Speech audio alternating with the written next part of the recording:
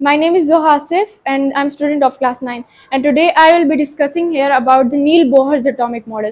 But before that I will give you a small recap about Rutherford's atomic model.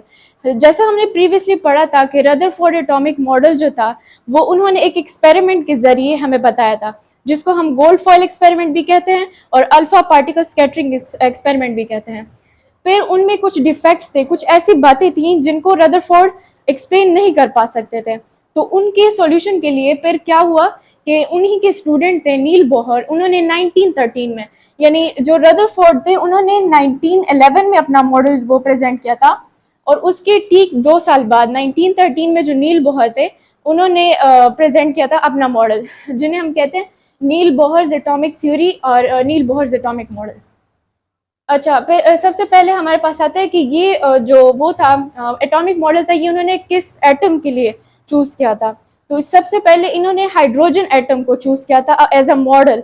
क्यों? क्योंकि hydrogen हमारे पास सबसे smallest atom है, जिनमें एक इलेक्ट्रॉन है और एक प्रोटॉन है, और ये ऐसे एटम पे अप्लाई नहीं हो सकती थी ये थ्योरी जिनमें एक से ज्यादा इलेक्ट्रॉन्स है। क्यों? क्योंकि फिर जब एक शेल में एक से ज्यादा इलेक्ट्रॉन्स हैं फिर वो आपस में रिपल्जन करते हैं, और उसको जो नील बोहर थे वो सही से डिस्क्राइब नहीं कर पा सकते थे, इसलिए उन्होंने हाइड्रोजन एटम को चूज किया।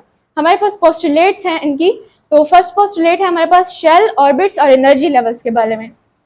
शेल्स ऑर्बिट्स ऐसे एटम के अंदर वो सर्कुलर पाथ्स जिनमें इलेक्ट्रॉन्स जो है वो रिवॉल्विंग करते हैं, मोशन करते हैं, सर्कुलर मोशन करते हैं, उन्हें हम बोलते हैं शेल ऑर्बिट्स और एनर्जी लेवल्स। अब ये दो जो वर्ड्स हैं इनकी तो हमें समझ आ गई कि शेल्स और ऑर्बिट्स हमें इन्हें कहते हैं, लेकिन एनर्जी लेवल्स हम इन्हें क्यों कहते हैं? एनर्जी लेवल्स इसलिए कहते हैं क्योंकि हर जो शेल है उसकी एक फिक्स्ड अमाउंट ऑफ एनर्जी होती है, वो ना ज्यादा हो सकती है ना कम हो सकती है। और इसका मतलब फिर यही हुआ कि उसमें जो इलेक्ट्रॉन्स प्रेजेंट होंगे उनकी भी एनर्जी उसी तरह होगी जो कि शेल की होंगी। इन शेल को हम रिप्रेजेंट करते हैं कुछ अल्फाबेट से, जो कि हमारे पास है KLMNOPQ। ये हमारे पास वो शेल्स हैं। सेकंड पॉइंट हमारे पास आता है डिस्टेंस फ्रॉम न्यूक्लियस।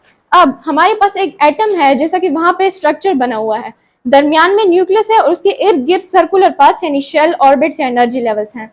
इनकी जो एनर्जी है वो फिक्स्ड होती है। और सेकंड पॉइंट हमने यहाँ पे जैसे इसकी हेडिंग देखी है कि डिस्टेंस फ्रॉम न्यूक्लियस, तो इसका ये मतलब है कि जो शेल में के अंदर इलेक्ट्रॉन्स प्रेजेंट है जिनका डिस्टेंस जो है, फासला जो है न्यूक्लियस से जितना ज्यादा होगा उनकी एनर्जी जो है वो उतनी ही ज्यादा होगी, और जितना डिस्टेंस उनका न्यूक्लियस से कम होगा तो उनकी एनर्जी जो है वो उतनी ही कम होगी। यहाँ पे लिखा है कि energy is directly proportional to distance of electron from nucleus, यानी एक इलेक्ट्रॉन न्यूक्लियस में जो न्यूक्लियस से उसका जो डिस्टेंस है वो जितना ज्यादा होगा फिर एनर्जी भी उसकी उतनी ज्यादा होगी, और जितनी उनकी वो होगी डिस्टेंस जो है वो कम होगा उतनी उनकी एनर्जी भी कम होगी। यहाँ पे जो हमने यहाँ पे पढ़ लिए पहले शेल्स के नेम्स जो थे जिनको हम रिप्रेजेंट करते थे, तो क्यू जो है उसकी एनर्जी पी से ज्यादा होगी, पी की ओ से, ओ की एन से, एन की एम से, एम की एल से और एल की के से। अब सबसे जो हाईएस्ट एनर्जी है वो हमारे पास क्यू की है, और सबसे स्मॉलेस्ट एनर्जी जो है वो के की है। क्यों? क्योंकि के शेल जो है वो हमारे पास न्यूक्लियस के ज्यादा करीब है, तो उनमें जो इलेक्ट्रॉन्स प्रेजेंट होते हैं उन पर न्यूक्लियर अट्रैक्शन जो होती है वो भी बहुत ज्यादा होती है। और क्योंकि क्यू बहुत ज्यादा है, क्योंकि वो जो है वो सबसे ज्यादा दूर है न्यूक्लियस से, तो उस पे जो न्यूक्लियर अट्रैक्शन होती है वो भी कम होती है, यानी उनमें जो इलेक्ट्रॉन्स प्रेजेंट होते हैं उन पे जो न्यूक्लियस की अट्रैक्शन पावर लगती है वो भी कम लगती है। थर्ड पॉइंट है हमारे पास कि as long as electrons are in specific orbit they don't radiate और गेन एनर्जी। जब तक एक इलेक्ट्रॉन फॉर एग्जांपल के शेल में है तो वो ना तो एनर्जी को रेडिएट करेगा ना तो एनर्जी को गेन करेगा। ये क्यों? क्योंकि मैंने पहले ही बता दिया कि हर एक शेल की ऑर्बिट की एनर्जी जो होती है वो फिक्स्ड होती है, तो वो तब तक एनर्जी को गेन या लूज नहीं करेगा जब तक वो किसी एक शेल से दूसरे शेल में चेंज मूव नहीं कर देता। जैसे फॉर एग्जांपल के है तो वो अगर के से एल में जाएगा तो वो एनर्जी को गेन करेगा, क्योंकि के की तो कम है, वो न्यूक्लियस सही है। तो के की जो हमारे पास होगी, अगर वो के से एल शेल में जंप करेगा, मूव करेगा, तो वो उसको क्या करेगा, एनर्जी को क्या करेगा, वो गेन करेगा। क्यों? क्योंकि के की हमारे पास एनर्जी लेस है और एल की ज्यादा है, तो एल शेल में वो एडजस्ट होने के लिए एनर्जी को गेन कर लेगा। फोर्थ पॉइंट हमारे पास है electrons moves from higher to lower orbit, it radiates energy in the form of radiation. जब भी कोई इलेक्ट्रॉन है वो के शेल में या किसी भी दूसरे शेल में प्रेजेंट है और वो अपने से ऊपर शेल में जंप लगाएगा, जैसे यहाँ पे एल से अगर वो एम में जंप लगाएगा तो वो क्या करेगा, एनर्जी को गेन करेगा, और वो मैंने रीजन पहले ही बता दिया। इसके बाद कहते हैं कि when electron move from lower to higher orbit it absorbs और gain energy in the form of radiation.